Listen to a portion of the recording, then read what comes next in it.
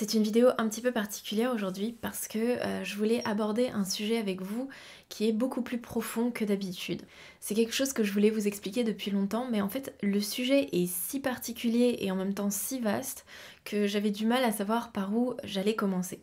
Le thème de cette vidéo, comme les deux précédentes, c'est toujours la discipline, mais je voulais l'aborder cette fois-ci avec un angle un petit peu plus original. Donc avant d'y arriver, laissez-moi vous placer le contexte de ce que je vais vous expliquer aujourd'hui. Je pense que je vais d'abord commencer par vous parler de ces deux notions que sont l'ordre et le chaos. Il faut vraiment ici les voir comme deux notions très globales, comme des archétypes. Donc imaginez l'ordre, c'est tout ce que l'on sait et tout ce que l'on peut prévoir. D'une certaine façon, c'est un peu notre zone de confort. Et je parle autant à l'échelle individuelle qu'à l'échelle de toute l'humanité. Parce que du coup, comme c'est un archétype, on va dire qu'il se manifeste dans toutes les strates de la vie. Et donc le chaos de son côté, ce sont toutes les choses que l'on ne comprend pas, que l'on ne peut ni formuler ou articuler clairement dans son esprit.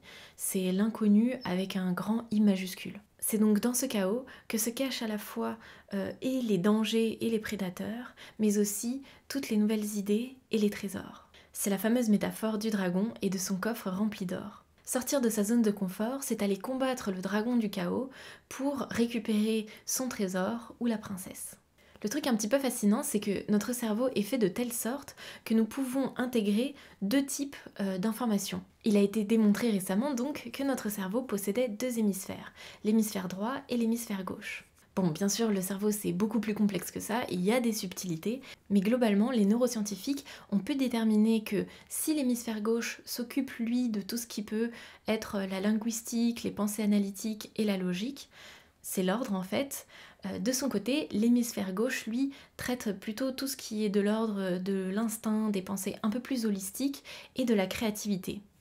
C'est le chaos. Enfin, c'est pas vraiment le chaos, disons que c'est cette partie-là de votre cerveau qui va essayer de dégager dans toutes ces informations chaotiques des sortes de motifs récurrents et ensuite il va tenter de les formuler de la manière la plus cohérente possible pour que l'hémisphère gauche, lui, réussisse à le formuler ensuite avec la logique dans la conscience. Et donc c'est ça l'intuition ou l'instinct en fait. Ce sont des informations que vous avez probablement intégrées d'une certaine manière grâce à votre hémisphère droit, mais que vous avez encore du mal à formuler vraiment de manière logique et cohérente avec votre hémisphère gauche. Et c'est donc aussi pour ça qu'on peut ressentir des fois plein de sortes d'émotions sans savoir vraiment pourquoi on les ressent ni d'où elles viennent. Et à mon humble avis, c'est aussi à ça que sert l'art. Ce sont des manières pour nous de jouer et de répéter les motifs de la vie que nous expériençons, mais de manière un peu plus abstraite, un peu plus chaotique. Parce qu'au fond, on a besoin de cette matière grise, de cette espèce d'espace qu'il y a entre l'ordre et le chaos, pour pouvoir nous permettre de petit à petit prendre les choses du chaos et les ramener dans l'ordre. Il y a des théories aujourd'hui qui avancent aussi que les rêves auraient le même rôle. C'est-à-dire que ce seraient des genres d'outils pour l'hémisphère droit qui enverraient ces informations préformulées à l'hémisphère gauche pour que lui-même les intègre et augmente sa compréhension du chaos et donc quelque part le change en ordre en fait. Et c'est là que tout devient très très intéressant. En psychologie développementale, donc c'est-à-dire la psychologie qui s'occupe d'étudier le développement des enfants et des adolescents, on a découvert que les petits-enfants pouvaient jouer ensemble à un jeu, mais ensuite si tu les prenais séparément et que tu leur demandais d'expliquer les règles du jeu auquel ils étaient en train de jouer, en fait ils auront tous des règles un petit peu différentes et pas très cohérentes entre elles. Tandis que des enfants un petit peu plus vieux réussiront tout à fait à extraire les règles du jeu auquel ils sont en train de jouer et pourront très bien vous les expliquer. Mais ces petits-enfants, même s'ils n'arrivaient pas à expliquer les règles du jeu, ça n'empêchait pas qu'ils arrivaient tout à fait à jouer ensemble à ce même jeu. L'humain est un être extrêmement social et du coup, nous passons notre temps à nous observer. On s'observe, on se copie, en fait on se mimique l'un l'autre et ça depuis des millénaires. Ma vision de l'humanité a totalement changé le jour où j'ai compris que nous étions comme un grand groupe d'enfants et qu'on essayait tant bien que mal d'extraire et de comprendre les règles de notre propre jeu. Sauf que comprendre la conscience, les règles du jeu de notre monde et tenter de réduire son chaos inhérent demande une sorte de méta-analyse. Ça ne peut pas se faire sur une seule génération. C'est toute la cumulation, je dirais, de le vécu et les expériences des êtres humains qui, telles des petites couches de sédimentation, forment au final cette espèce de bloc émotionnel et culturel sur lequel nous vivons. Et il y a plein de petites choses que l'on tient complètement pour acquis aujourd'hui, alors que si on regarde bien, c'était pas si évident que ça pour les primates que nous étions il y a quelques millions d'années. Mais nos ancêtres, en formulant leur compréhension des règles du jeu, nous aident aujourd'hui à repousser le chaos toujours un peu plus loin. La science a bien entendu énormément aidé à repousser cette limite, même si des fois je crois que je suis un petit peu nostalgique. Vous voyez, la dernière fois, je regardais le ciel et s'est déroulé devant mes yeux un magnifique coucher de soleil avec toutes les dégradés de couleurs et vous savez, les bandes de lumière qui sortent de derrière les nuages, un peu comme dans les iconographies qui représentent Dieu. Et là, en fait, j'ai ressenti une vraie nostalgie. Nostalgique, en fait, de l'époque où l'humain n'avait pas encore tout expliqué et pouvait vraiment être transcendé par ce genre de vision quasi divine. Et surtout, j'avoue, un petit peu nostalgique de cette époque où on n'avait pas encore tout résumé comme une succession de phénomènes physiques et biologiques sur cette petite croûte de terre humide qui tourne autour d'un tout petit soleil perdu au fin fond d'une random galaxie. Donc bref, on s'observe entre nous, on observe le monde et on essaye de comprendre les règles du jeu. La question pour trouver ces règles étant comment je dois me comporter dans le monde et en société pour que le jeu continue à bien fonctionner maintenant et dans le futur. Et pourquoi pas même étendre plus tard notre connaissance jusqu'à comprendre pourquoi est-ce qu'on est là finalement, répondre à la question métaphysique de qu'est-ce que l'humain fait sur Terre. Parce que au-delà de comprendre les règles du jeu, il y a aussi comprendre finalement le but du jeu. Le truc intéressant là, c'est que on n'a pas attendu la science pour essayer de répondre à ces questions. Mais les réponses à cette époque-là se sont d'abord manifestées de manière beaucoup plus primitive et beaucoup plus chaotique via les histoires, le théâtre, le chant, la danse, la peinture et tous les arts en général en fait. Donc depuis toujours, nous utilisons cet hémisphère droit, artistique et holistique, pour réussir à extraire, on va dire, les motifs, les schémas de ce chaos. Et tous ces schémas se retrouvent dans nos intuitions, dans nos religions et dans nos arts, bien avant que l'on réussisse à vraiment le formuler avec la logique. D'ailleurs, c'est pour ça que je pense que pendant des centaines, peut-être même quelques milliers d'années, l'art a été vraiment indissociable quasiment de la religion. En fait, pour moi, c'était la même chose. On essayait de comprendre le chaos et donc l'art inspirait la religion et la religion s'inspirait de l'art et c'était les deux faces d'une même pièce finalement. D'ailleurs, je sais pas si vous remarquez, mais je parle beaucoup avec mes mains. Et en fait, j'ai remarqué que des fois, j'essaye d'exprimer quelque chose et je trouve pas le mot. Et à ce moment-là, je me mets à l'exprimer avec mes mains. Je fais un petit mouvement. Et j'ai l'impression que de le sortir comme ça du néant de manière un peu plus primitive me permet finalement de mieux le formuler. Donc voilà, j'espère que vous avez à peu près compris ce que j'essayais d'expliquer. Donc revenons au sujet principal de cette vidéo, qui est la discipline. Sauf qu'aujourd'hui, je voulais vous parler de la discipline sous l'angle du sacrifice. En fait, l'humanité a développé depuis bien longtemps cette idée de récompense immédiate et récompense différée. En fait, même bien avant de le formuler logiquement ou de le découvrir via la psychologie et les neurosciences, les hommes se sont observés sur des générations, ils regardaient les gens qui réussissaient et essayaient de dégager les motifs profonds de ces comportements pour essayer de comprendre pourquoi ces gens-là réussissaient.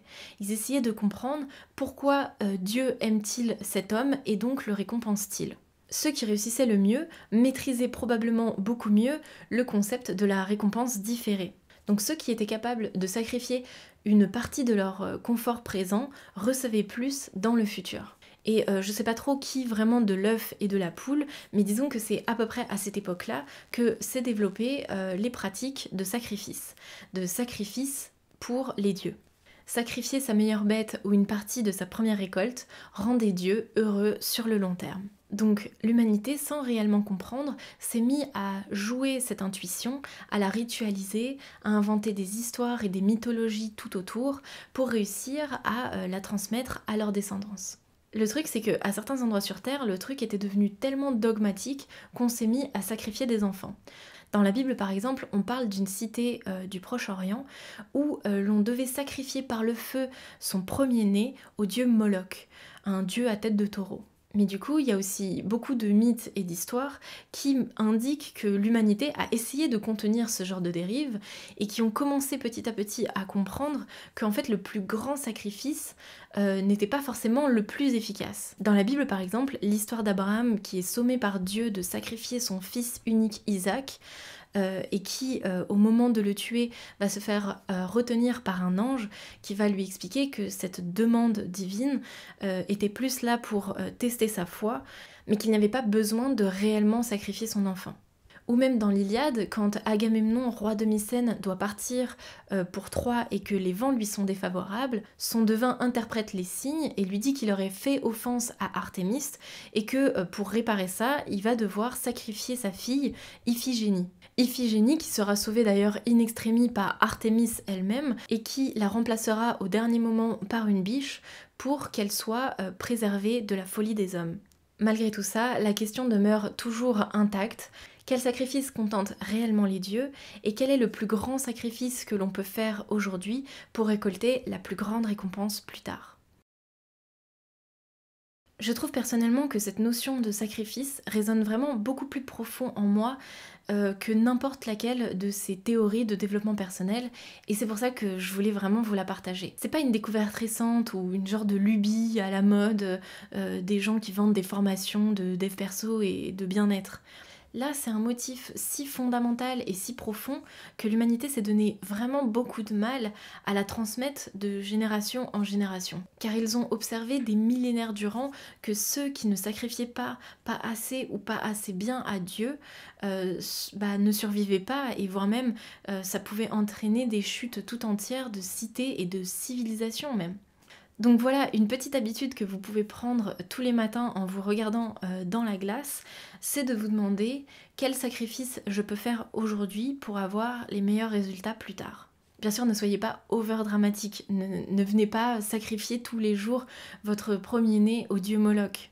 Commencez doucement, demandez-vous d'abord quel genre de récompense immédiate vous pouvez sacrifier ou bien quel genre de bonne habitude vous allez pouvoir mettre en place. Et si ça vous intéresse d'en savoir un peu plus sur les habitudes, je vous renvoie à mes 2 précédentes vidéos. Avec ma meilleure amie, on a aussi plus ou moins défini 2 types de sacrifices. Il y a les sacrifices actifs et les sacrifices passifs. Les sacrifices passifs, c'est très généralement en fait c'est arrêter une addiction. Et les sacrifices actifs, c'est beaucoup plus dans l'action, donc comme par exemple lire, aller faire du sport ou prendre une douche froide. Ces 2 types de sacrifices n'ont pas vraiment les mêmes implications ni les mêmes obstacles. J'ai l'impression que les gens n'y répondent pas tous pareil aussi. Il y aura des gens qui auront beaucoup plus de facilité avec les sacrifices passifs, mais qui auront beaucoup de mal avec les sacrifices actifs, et d'autres, ça sera vice-versa.